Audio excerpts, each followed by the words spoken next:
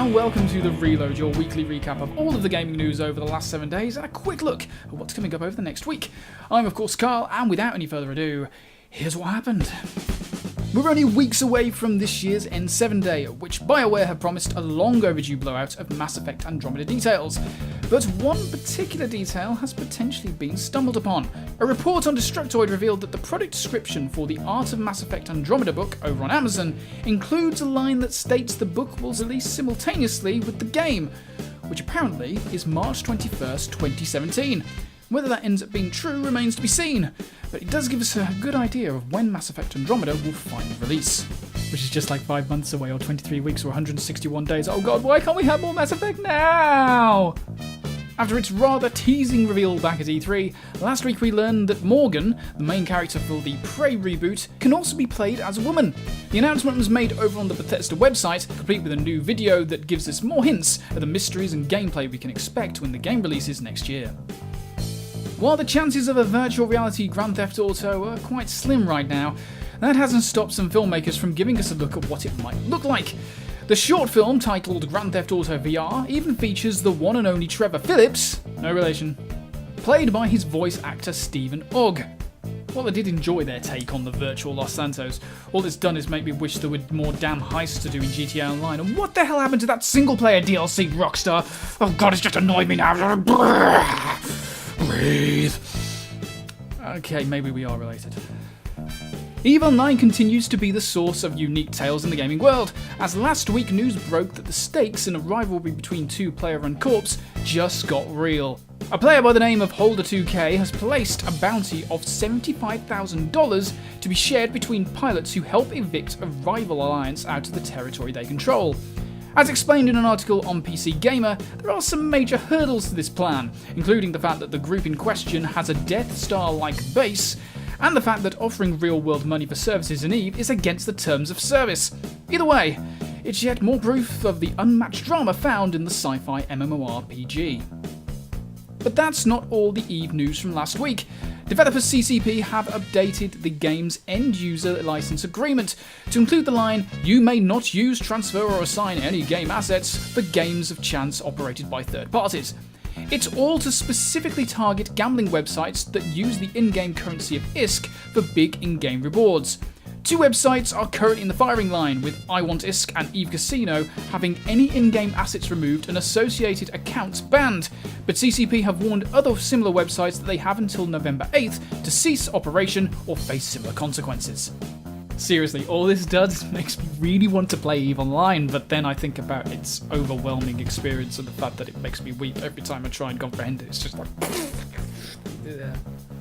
Mafia 3 has been praised for its handling of tough topics, such as racism in 1960s America, but the game has come under fire for how one mission has portrayed Irish Republican politics.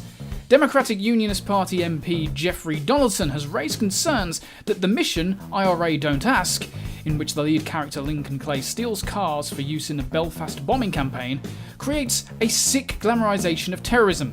He goes on to say that 2K should withdraw the game from sale, concerned that impressionable minds could start getting some terrible ideas. Oh, I'm not making a joke about this one. This topic's way too explosive. The Steam Dev Days conference had a few surprise announcements this week, including the news that native support for the PS4's Dualshock 4 controller will be added to Steam. Valve's Jeff Bellinghausen explained that the API that the Dualshock 4 will use is actually the same one that's used by Valve's own Steam controller. It's all thanks to both pieces of hardware using similar components such as the gyro and touchpad. Don't worry if you own an Xbox One controller though, as support for other devices is in the works. That wasn't the only controller-based news to emerge out of the Steam Dev Days event. Valve have announced that they are working on a new set of controllers for the HTC Vive VR headset. The big difference compared to the current Vive controllers is that the main part of the controller rests in the palm, allowing the user's hands to be open in a VR setting and help the body feel more immersed. I can't wait for some evil developer to come up with a section in their VR game, right, where they're encouraging the gamer to clap their hands, so then they just end up with these two broken controllers. And probably bits and pieces in the hand. It's going to be very messy. In mod news, the StarCrafts mod, a graphical overhaul that makes StarCraft 2 look like the Carbot StarCrafts YouTube series, is now available to download. After raising $100,000 via Indiegogo last year, the mod can be downloaded for free and used with any version of the game, including the Starter Edition that's also free via Battle.net.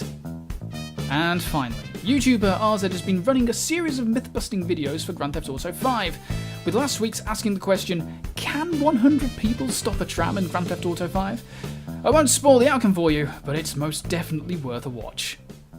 And of course you can find links to all of those stories by heading over to Digital Outburst by hitting the link in the description box below, so be sure to check that out if anything piques your interest. But now it's time to take a look at what's coming out over the next 7 days. The over-the-top stylings of Serious Sam make the leap to virtual reality this week. Serious Sam VR, The Last Hope, places players on different planets as they hold off wave upon wave of familiar foes before taking on gargantuan bosses. With it being an early access release, you can expect more content to appear in-game over the coming months. Those of you wanting to live out your Rockstar fantasies may be interested in Rock Band Rivals, the expansion pack to Rock Band 4. The main features are a brand new campaign done in the style of a documentary that follows the rise, fall and rise of your band. Then there's the titular Rivals mode, in which two groups of players asynchronously face off to various tracks. A complete package which includes the main game, the expansion and all the instruments will also be available, but be prepared for it to take a fair chunk out of your wallet. We're also getting another Warhammer video game this week, this time based on the cult classic tabletop game Mordheim. City of the Damned turns the action into a tactical RPG, in which players are in charge of a warband fighting over resources in the titular city. With both a single-player campaign and multiplayer modes, this one has been well received by PC gamers during its early access period. Fingers crossed that this console port is a smooth one. If you're being hankering to replay the Batman Arkham series, you're in luck! The Return to Arkham compilation contains Arkham Asylum and Arkham City, both of which have received a visual overhaul to take advantage of current-gen console hardware.